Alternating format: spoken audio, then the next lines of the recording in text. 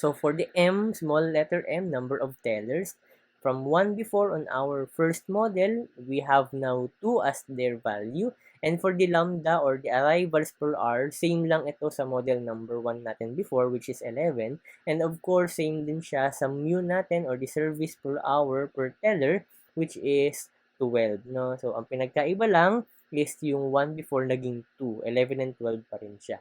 Okay? So, same sa before, statistics table, we have this probability that there are no client. We will go into compute all of these descriptions, and that is represented by equation P sub 0. Number of clients in the system is L. Average hours client spends sa loob ng system natin, that is W. Average clients waiting on the line is L sub Q. And average waiting hours per client, gaano ba katagal naghihintay si client, no, on the average, that is W sub Q. And the probability that the teller is busy is 0.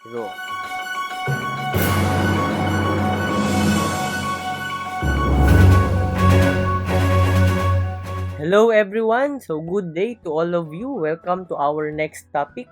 For this presentation, we will going to have our topic regarding the second model of the queuing theory, which is MMM, with the small m on the third part of the notation. Okay, so let's start our discussion. So model number 2, MMM. The MMM notation represents for the arrival distribution, that is actually the first M, almost the same with our model 1, which is the Poisson distribution. For the service time distribution, that is the second M of our notation, and that actually represents the exponential distribution. And the number of service channels open, which is the small m, this is now equals to 2.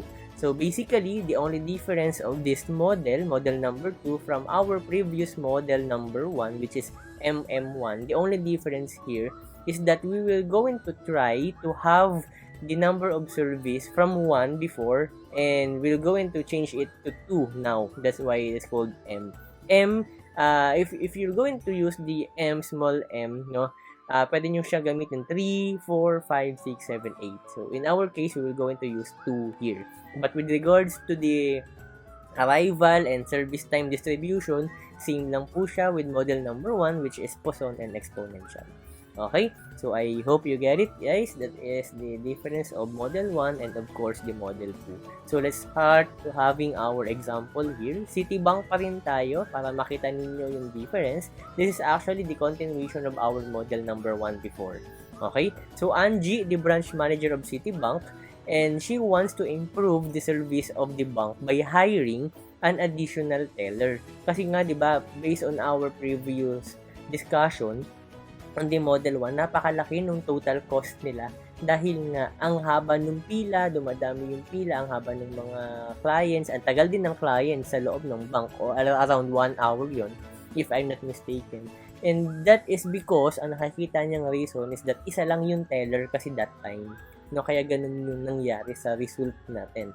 So now, she observed, mag-hire siya ng additional teller, and she observed that the average arrival and the average number of clients service per teller per hour remains the same.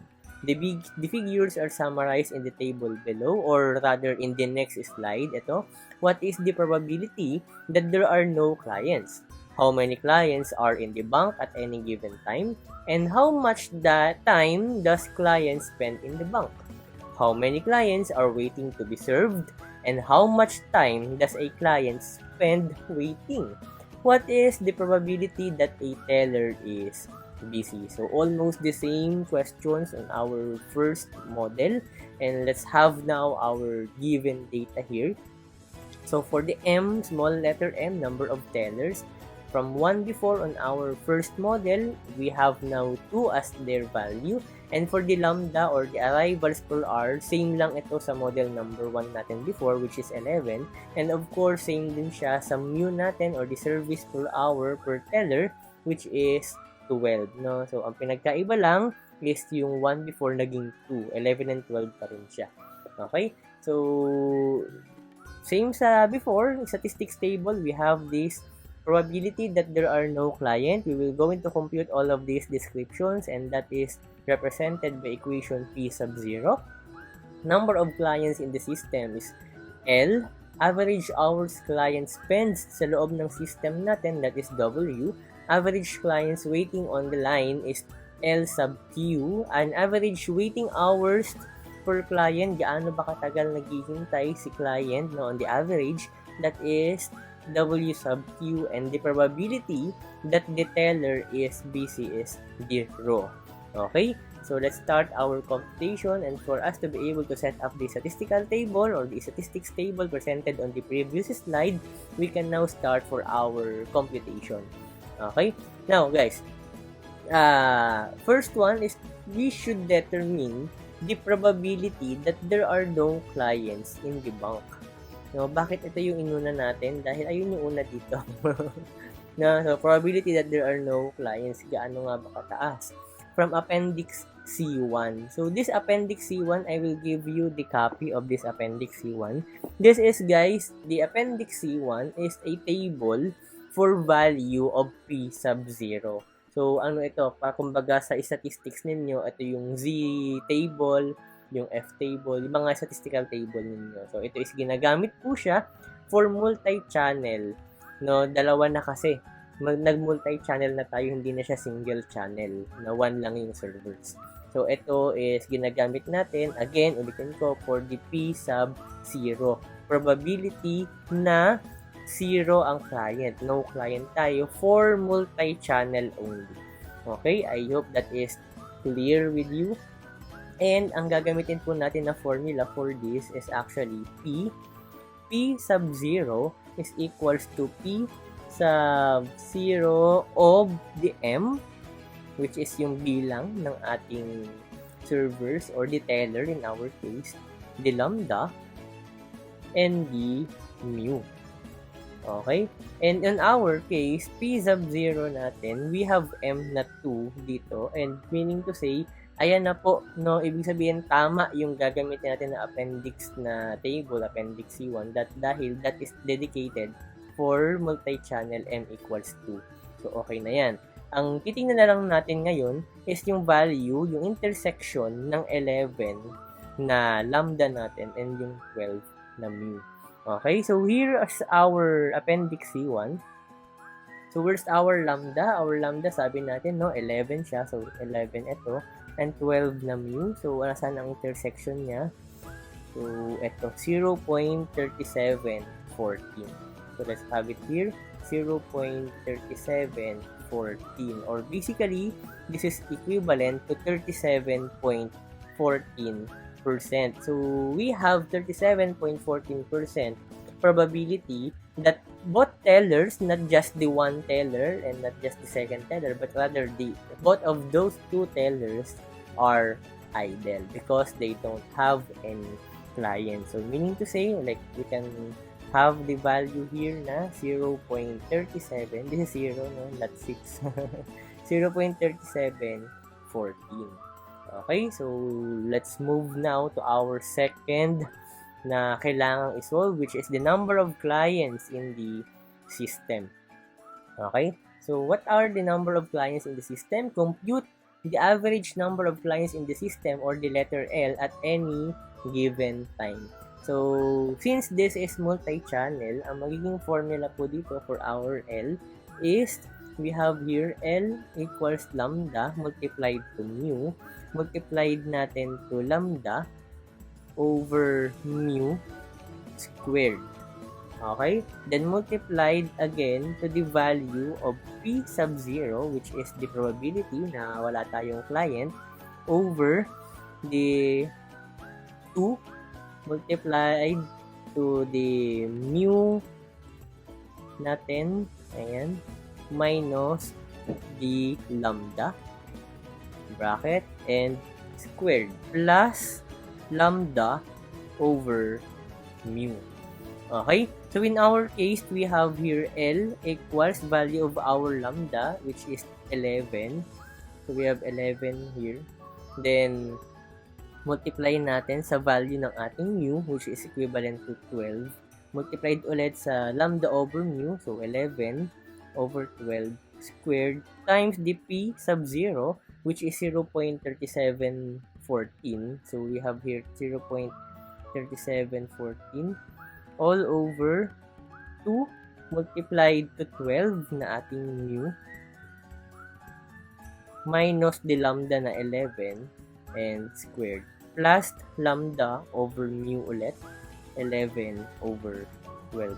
So we can actually direct this to our calculator, no? Pakitandaan ko, 11 times 12 multiplied to 11 over 12 squared times 0.3714 over 2 times 12 minus 11, lahat yun nasa loob ng bracket, squared plus 11 over 12. So let's go now to our calculator and have the computation for this. So let's have here 11 times 12 multiplied to 11 over 12.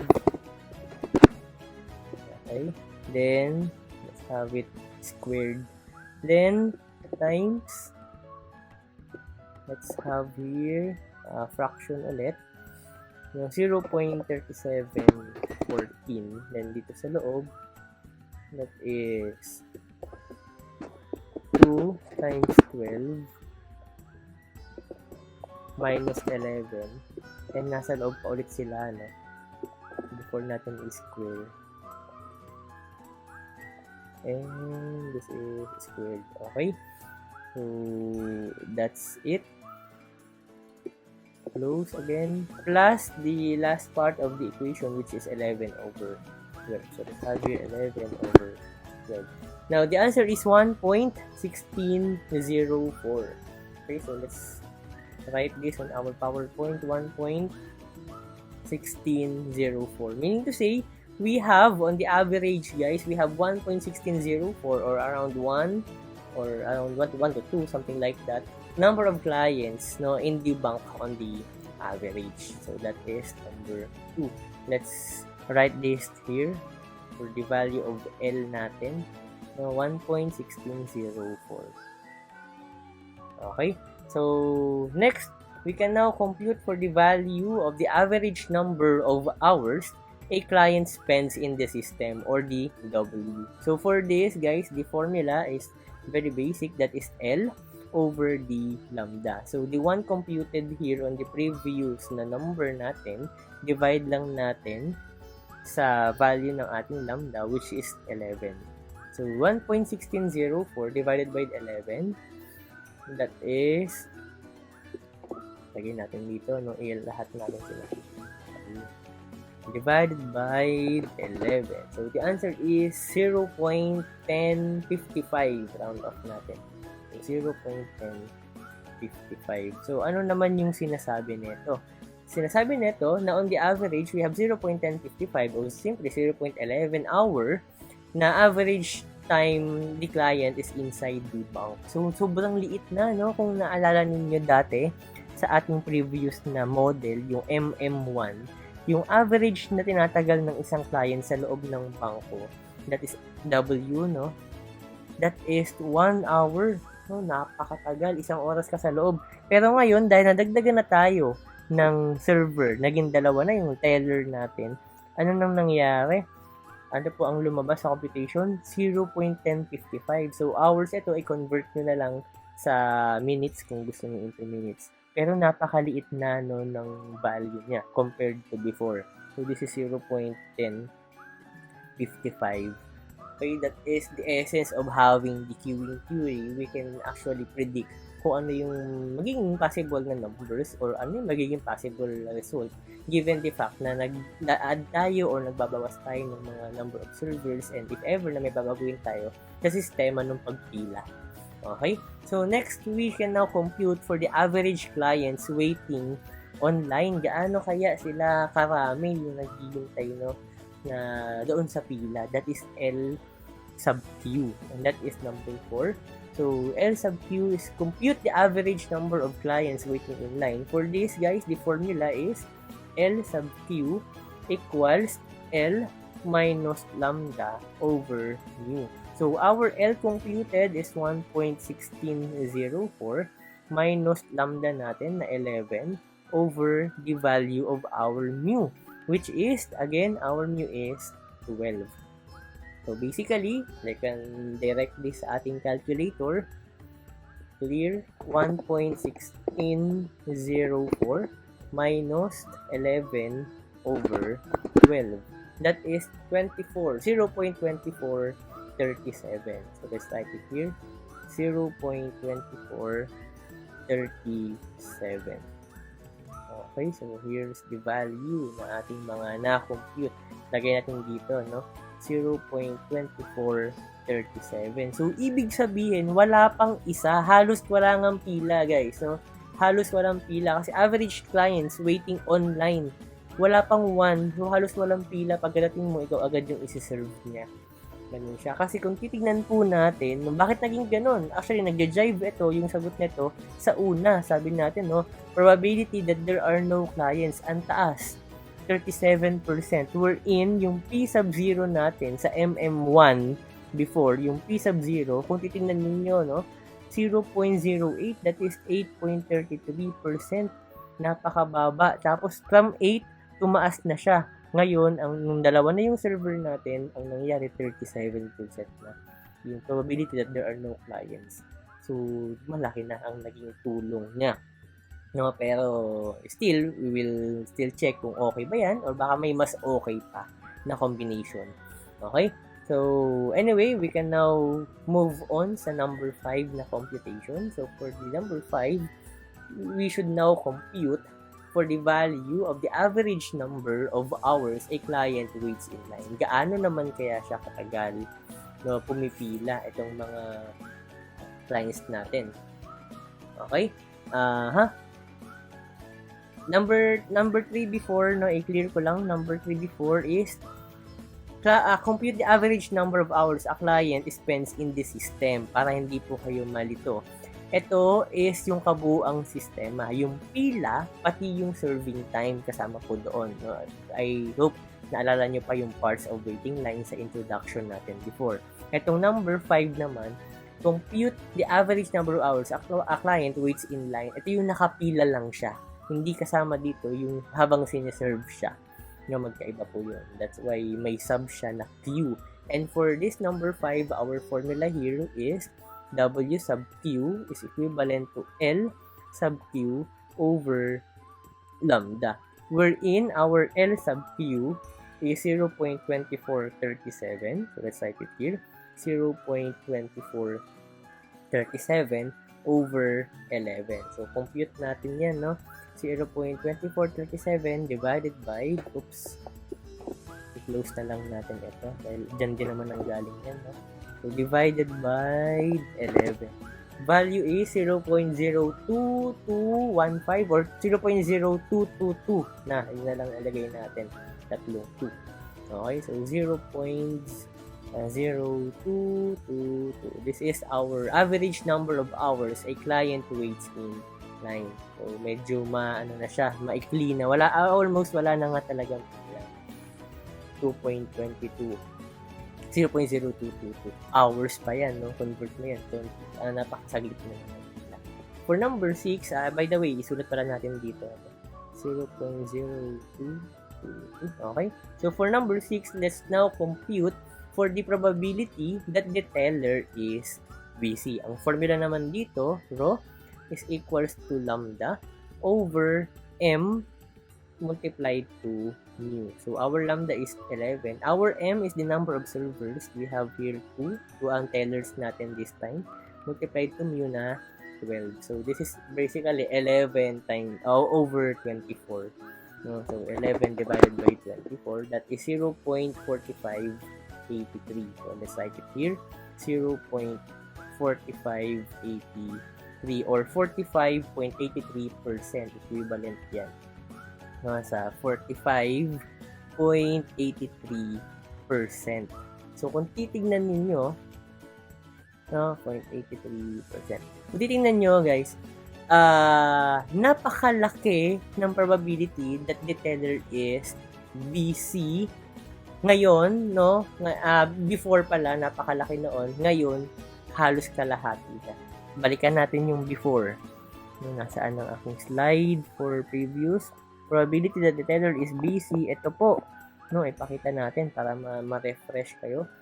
So, ang probability that the teller is busy before is 91.67% dahil nga mag-isa lang siya. Ngayon, naging dalawa na, no, 45, almost 50. Ganun po kalaki yung effect ng pag-add natin ng isang teller. Isa pa lang yung dinagdag natin. No? Malamang yan, kung 3, 4, 5, that will be the point na kapag lumalaki ng lumalaki yung bilang ng tellers natin, lumalaki rin ng lumalaki yung probability na idle sila. And kapag ganun, hindi rin naman siya nagiging maganda sa ating system as a whole dahil nagbabayad na lang tayo ng pasahod for the tellers without having any clients.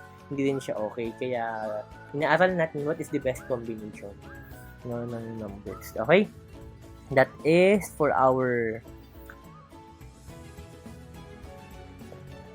guys for our number 6, no, computation of the probability that the teller is busy. Okay? So let's move now to the example number 2, which is all about the Citibank pa rin, kadugtong ito, and more on costing naman tayo this time. So we have still Angie, the bank manager, knows that with the additional teller, the number of clients waiting in line will decrease. Na-compute na natin, no? Mababa na yung bilang ng pila, kung gaano kahaba yung pila. Of course, yung oras din ng pagpila nila, bumababa na. She observed that the teller's labor cost as well is as the average opportunity cost of the clients who are waiting remain the same o pareho pa rin. So, meaning, our data here is still the same. No? Kung 568 yung before sa ating MM1, 568 pa rin ngayon. No? Walang nagbago sa costing. Ang ano lang dito, naging 2 lang ang ating teller pero same ng rate man. The question is, how much is the total cost per shift? So here's our table again. So given C sub S, that is stands for the service cost per teller in dollar per hour, that is 5. So $5 per hour yan.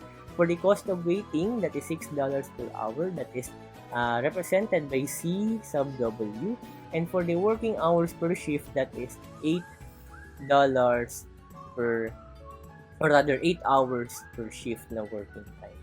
Okay, and what we need to have now is to fill out the numbers needed for this cost table. No? So, total service cost, total waiting cost, and of course, the total cost. Yung inad na natin, yung total service cost and total waiting cost. And let's compare this sa ating previous na model MM1. Okay, so let's have now the cost table. For the first part of our computation, let's compute the total service cost or the T sub S. Okay, so total service cost ng per hour and of course total service cost ng per shift. So here we have T sub S ng per hour. Formula is M multiplied to C sub S. Ano ulit si C sub S? Sabi natin, C sub S is the service cost per teller and that is equivalent to $5 per hour. Okay? So, let's have it here. 2 times 5. So, that is 10. No? So, we have $10. So, ilagay na natin dito, $10 per hour. Total service cost. Now, for the shift naman, madali lang naman ito. For the total service cost per shift, i-multiply lang po natin yan into the number of hours per shift, which is equivalent to 8. Therefore, this is total service cost ng per hour natin multiplied to H. And this is equivalent to 10. So, multiply natin ito into 8 hours per shift. So, meaning to say, this is 80. Okay? So, this is 80. Next, for the total waiting cost naman tayo. Okay, so for the number 2, we need to compute now for the total waiting cost. So for the total waiting cost, tulad sa ating number 1, no, pwede rin tayo dito mag-compute na per hour and of course yung naka per shift. So unahin natin yung per hour. So since this is T sub W, lalagyan natin dito T sub W na per hour and that is equivalent to lambda multiplied to the value of W sub Q and of course yung W or rather the C sub W. So, erase ko ito. This should be C. And white. Okay, so C sub W. So, our lambda, again, that is equivalent to 11. Nasaan na yung lambda natin? Ito, before no 11. So, lagay natin dito, 11. For the value of W sub Q, that is, here, we have 0.0222. So, lagay natin dito, 0.0222. And lastly, the C sub W. So, our C sub W, or the cost of waiting, that is 6. So, $6 per hour. Lagay natin yan. And direct natin ito sa calculator. 11 multiplied to 0.0222 multiplied to 6. So, 11 times 0.0222 times 6. So, that is 1.4652. So, let's have here 1.4652. This is the total waiting cost per hour. Lagay natin dito, no? 1.4652. Now, for the total waiting cost per shift naman, this is just the total waiting cost per hour na i-multiply natin sa total hours per shift. And total waiting cost per hour natin, 1.4652 as computed, multiply natin sa ilang oras ba kada shift. No? And that is 8. So, sinabi naman dito, yun yung value ng H, no? 8 hours per shift. So, 1.4652 times 8 na natin. Dagdagan natin to times 8. Answer is 11.7216. So, 11.7216. Let's write it here. 11.7216. Lastly, for the total cost, no, ayun yung pangatlo natin, total cost. Same tayo, compute natin yung total cost per hour, and of course, the total cost, this is letter C, total cost per shift. Okay? So, for the total cost per hour, i-add lang po natin itong total service cost per hour. And of course, yung computed natin na total waiting cost per hour. Okay? Which is, copy, 10 plus 1.4652. So, basically, this is 11.4652. And for the total cost per shift, this is total service cost per shift. Nasaan po yan? Ito. Plus natin ito. Yung total waiting cost per shift. Okay, so that is 80 plus 11.7216, or this is 91.7216. Isulat natin itong values na yan sa ating table. Okay na tayo sa table, no? 11.4652. If you don't want to have the manual computation na ginawa natin on the previous slide, pwede naman po i-direct nyo na lang, i-add nyo lang to, tapos i-add nyo lang to. Yun din yung sagot yan. Same lang yan. Okay? Now, we have compute now the cost table for our second model. As you can observe, guys, we have now 11.4652 dollars per hour na cost sa ganung sistema na dalawa yung teller, and for per shift naman 91. Compare natin yan doon sa cost table ng ating previous na model, which is yung MM1. Nasaan po yun? No, eto. Total cost, no, nung isa lang ang ating tawag dito, isa lang ang ating teller, 65 per hour, 524 per shift. Napakalaki po nung cost na nasasayang noong isa lang yung teller natin. Even though na nag-add tayo ng teller, syempre meron tayong dyan, dumagdag yung service cost natin dahil na may pasahod from 5 and 40. Ang naging result now is 10 and 80. Yes, dumagdag siya, pero yung waiting cost naman natin napababa natin, no? Kaya yung total mas maliit pa rin compared doon sa model number 1. Therefore, our conclusion now is, while total service cost is now 80 per shift, dati nga hindi 80, mas maliit, Angie should expect a much smaller total cost. of 91.72 because of the opportunity loss of only 11.72. Dito tayo bumawi. No, bumaba kasi yung total waiting cost natin. 1 and 11 na lang, no? And before, sa MM1 na model, ang values dito is, ay ito yung malaki, 60 and 484. No, ayun yung pinagkaiba ng MM1 and MMM or MM2 if you want to change the MM to 2, okay lang din naman. No, I hope guys na ibibigay ko sa inyo yung tamang analysis sa queuing theory and sana nag-grasp ninyo yung idea na yun. Okay, so this is the second model of queuing theory, the MMN. Huwag pong kakalimutan, we still have the third and the fourth na model natin na aralin natin sa mga susunod na presentation. Okay, so I hope you learned something from this presentation. I'm looking forward for the mastery of this topic, queuing theory, and I'm hoping na may apply nyo siya somehow in your project soon. Okay, so enjoy the rest of the day. Thank you for watching, and of course, enjoy the rest of the week. Keep safe always. Bye-bye.